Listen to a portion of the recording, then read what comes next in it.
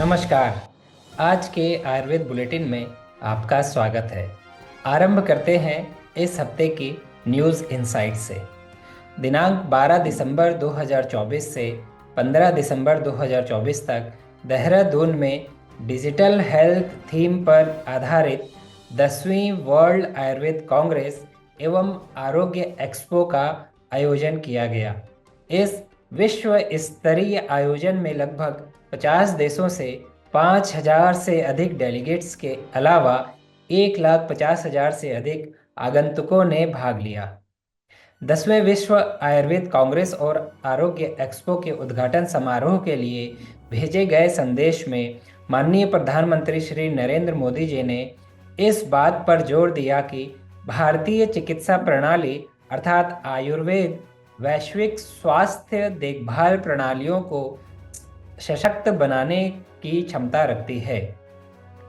आयुष रसायन दृष्टिकोण और प्रभाव पर आधारित JDRAS के विशेष अंक का लोकार्पण दिनांक 13 दिसंबर 2024 को देहरादून में आयोजित होने वाले विश्व आयुर्वेद कांग्रेस और आरोग्य एक्सपो में प्रोफेसर भूषण पटवर्धन, प्रोफेसर रवि नारायण आचार्य महानिदेशक CCRAS और अन्य विशिष्ट अतिथियों द्वारा किया गया। यह विशेष अंक स्वास्थ्य संरक्षण, रोग भार को कम करने और आयुर्वेद में साक्ष्य आधारित शोध को बढ़ावा देने में रसायन के परिवर्तनकारी संभावनाओं का अन्वेषण करता है। आज का आयुर्वेद अनुसंधान ज्ञान। डिपार्टमेंट ऑफ द्रव्य गुणा, doctor BRKR government Ayurvedic college Hyderabad Telangana की डॉक्टर वसंत लक्ष्मी मुतनुरी ने एक रिसर्च पेपर पब्लिश की है जिसका शीर्षक है Ayurveda treatment strategy in the management of colon cancer in elderly female, a case report. यह केस रिपोर्ट 74 वर्षीय महिला में आयुर्वेदिक उपचार के माध्यम से कोलन कैंसर के सफल प्रबंधन को दर्शाती है। कोलन के एडिनोकार्सिनोमा से पीड़ित इस मरीज ने पारंपरिक कीमोथेरेपी और रेडियोथेरेपी के बजाय आयुर्वेदिक चिकित्सा को चुना। 3 वर्षों तक कैथेरेंथस रोजियस यानी सदाबहार के फूल, आहार संशोधन और सहायक आयुर्वेदिक औषधियों के उपयोग से ट्यूमर पूरी तरह समाप्त हो गया, जिसे पैट CT स्कैन द्वारा पुष्टि की गई। यह रिपोर्ट लक्षणों, उपचार रणनीतियों और आहार योजना का विवरण प्रस्तुत करती है और कैंसर प्रबंधन में आयुर्वेद की संभावनाओं को रेखांकित करती है। मरीज ने प्रारंभ में मुंह के छालों, वजन घटने, भूख में कमी और कब्ज की शिकायत की। बाद में उसे कोलोन के एडिनोकार्सिनोमा का निदान किया गया। सर्जरी के बाद मरीज ने पारंपरिक कैंसर उपचार को अस्वीकार करते हुए आयुर्वेद का सहारा लिया। मुख्य उपचार में सदाबहार के फूल शामिल थे, जिसमें एक फूल प्रतिदिन से शुरू कर धीरे धीरे 3 फूलों तक की खुराक बढ़ाई गई। आहार प्रतिबंधों यानी कम नमक, कम चीनी और कम मिर्च और विशिष्ट आहार जैसे हरे मूंग, पत्तेदार सब्जियां, आंवला पाउडर, चावल और छाछ का पालन कराया गया। लक्षणों में सुधार में वजन बढ़ना और मुंह के छालों से राहत शामिल थी, जबकि बाल झड़ने की समस्या चिकित्सा के कुछ दिनों के बाद होने लगी, जिसे फूलों की मात्रा कम करके प्रतिबंधित किया गया। लगभग 3.5 वर्षों के बाद पैट CT स्कैन ने किसी भी सक्रिय बीमारी या मेटास्टेटिस की अनुपस्थिति की पुष्टि की। फॉलोअप के दौरान मरीज स्थिर रही और बीमारी की पुनरावृत्ति नहीं हुई। आयुर्वेद में कैंसर को ग्रंथि या अर्बुद कहा गया है, जो अक्सर तीनों दोष यानी वात, पित्त और कफ को प्रभावित करता है। कैथेरेंथस रोजियस यानी सदाबहार में ज्ञात एंटी कैंसर गुण है और यह इस केस में प्रमुख भूमिका निभाता है। सहायक आयुर्वेदिक चिकित्सा के तौर पर कुछ आयुर्वेदिक औषधियों का भी सेवन करवाया गया और साथ ही आहार परिवर्तन ने लक्षणों को नियंत्रित किया और प्रणालीगत संतुलन को बनाए रखा। यह रिपोर्ट आयुर्वेद की व्यापक संभावनाओं को दर्शाती है, जो प्राचीन ग्रंथों और आधुनिक अध्ययनों से समर्थित है। कॉलोन कैंसर का आयुर्वेदिक उपचार विशेष रूप से सदाबहार के फूल, गुडुचि सत्व की टेबलेट, भृंगराज आसव और इसके साथ ही मदन फल रसायन यष्टि मधु का सेवन करवाया गया और लगभग 3.5 वर्षों के उपचार के चिकित्सा के प्रोटोकॉल ने दीर्घकालिक सुधार प्रदान किया और कैंसर प्रबंधन में आयुर्वेद की प्रभावशीलता को उजागर किया। आज का वनस्पति ज्ञान। आज हम चर्चा करेंगे एक दिव्य वनस्पति के बारे में जिसका नाम है अपामार्ग। इसे एक विशेष औषधि क्षार बनाने के लिए उपयोग किया जाता है, जो सर्जिकल प्रक्रियाओं में बवासीर और भगंदर जैसे बीमारियों के इलाज के लिए व्यापक रूप से आयुर्वेदिक चिकित्सा में उपयोग की जाती है। इसके साथ ही मोटापे, ट्यूमर आदि के लिए भी ओरली इस औषधि का उपयोग किया जाता है। अपामार्ग का बॉटनिकल नेम है एकिरेंथस एस्पेरा। इसकी फैमिली है अमरंथेसी। संस्कृत पर्यायवाची शब्द है मरकटी, मरकट पिपली, कपि पिपली।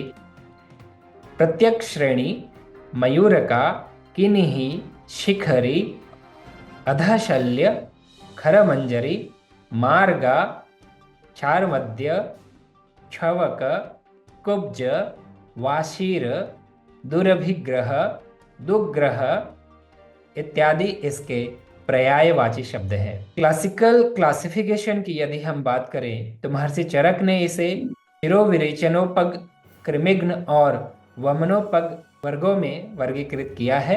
महर्षि सुश्रुत ने इसे अर्कादी और महर्षि वामभट्ट ने भी इसे अर्कादी वर्ग में वर्गीकृत किया है।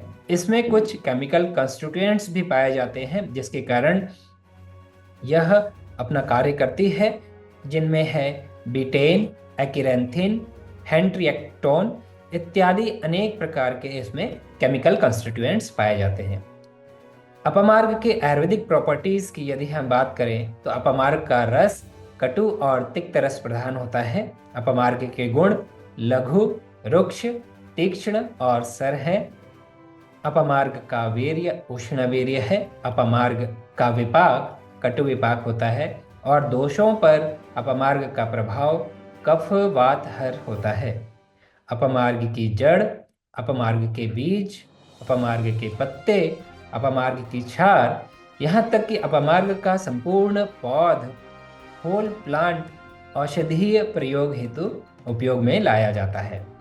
अपामार्ग का डोज, उसके फ्रेश जूस, उसके पत्तों का, उसके पंचांग का स्वरस 5 से 10 मिलीलीटर की मात्रा में पूरे दिन में लिया जा सकता है। अपामार्ग की क्षार 0.5 से 2 ग्राम तक इन मल्टीपल डिवाइडेड डोजेस के अनुसार दिन में 2 से 3 बार उपयोग में लाया जाता है। अपामार्ग के विशिष्ट योग हैं गोरोचनादि गुलिका, जिसका उपयोग निमोनिया, कफ, कोल्ड, ब्रोंकाइटिस, अस्थमा और गले के रोगों में उपयोग किया जाता है।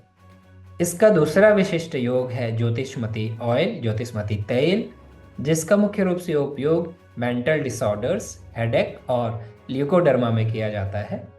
अपामार्ग क्षार विभिन्न प्रकार के उदर रोग और पाइल्स, फिशर, फिस्टुला में उपयोग में लाया जाता है। अपामार्ग को गर्भावस्था के दौरान और बच्चों में उपयोग में नहीं लाना चाहिए। आज का औषधि ज्ञान। आज की हमारी शास्त्रोक्त आयुर्वेदीय औषधि है अविपत्तिकर चूर्ण। अविपत्तिकर चूर्ण का उपयोग मुख्य रूप से अम्ल पित्त में किया जाता है। अविपत्तिकर चूर्ण के इंग्रेडिएंट्स हैं त्रिकटु यानी कि पिपली, शुंठी और मरीच। इसके अलावा इसमें त्रिफला यानी हरितकी, विभितकी और आम्लकी होता है। साथ ही इसमें मुस्ता यानी नागरमोथा, विड्ड लवण, विडंग, छोटी इलायची, तेज पत्ता और त्रिवृत यह प्रमुख काष्ठ औषधियाँ हैं। इसके साथ ही इसमें शर्करा यानी शक्कर, चीनी का भी उपयोग किया जाता है। इसकी मात्रा 1 से 5 ग्राम की मात्रा दिन में 2 से 3 बार है। और इसका इंडिकेशंस जैसा कि मैंने बताया, अम्ल पित्त यानी गैस्ट्राइटिस, मलमूत्र विबंध यानी constipation and difficulty in urination, निमांद्य यानी इंडाइजेशन और लॉस ऑफ एपेटाइट, साथ ही प्रमेह यानी 20 प्रकार के यूरिनरी सिस्टम के डिसऑर्डर्स, इसमें विपत्तिकर चूर्ण का प्रयोग किया जाता है। क्योंकि इसमें शुगर होता है, इसलिए डायबिटीज़ के रोगी इसका उपयोग ना करें। आज का योग ज्ञान, जैसा कि आप स्क्रीन में देख पा रहे हैं, आज का योग है शवासन। शवासन योग का एक सरल लेकिन प्रभावशाली आसन है। यह मानसिक तनाव को कम करने और गहरी विश्राम अवस्था में ले जाने में सहायक है। योग निद्रा की प्रारंभिक जब हम अभ्यास प्रारंभ करते हैं तो शवासन हमें योग निद्रा में भी ले जाने में सहायक होता है।